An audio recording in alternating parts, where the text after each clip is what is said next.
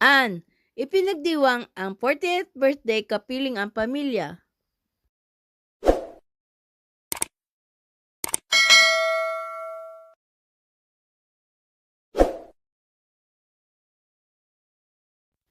Noong February 17, 2025, ipinagdiwang ng magandang aktres na si Ann Curtis ang kanyang 40th birthday kapiling ang kanyang pamilya.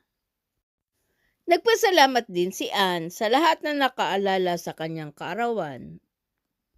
Another loop around the sun, and I'm grateful for the gift of life, love, work, friends, and family. Celebrated today with doing things I love and spent time with my family. Extremely excited to see what this year will bring. Thank you for all your birthday wishes. Sending love, light, and packets full of sunshine to all of you.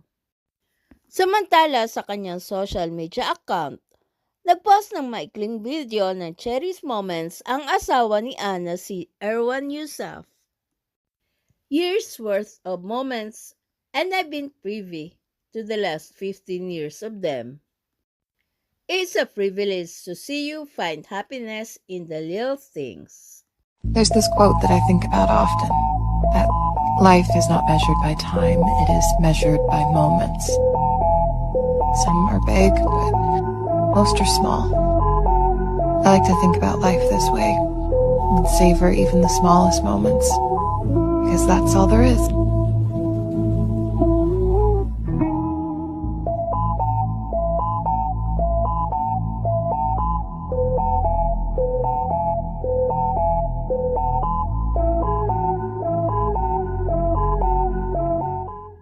Gayun din, madamdamin ang naging mensahe ng kapatid ni Ann na si Jasmine Curtis Smith. Happiest birthday to my sestra of all seasons, at Ann Curtis Smith.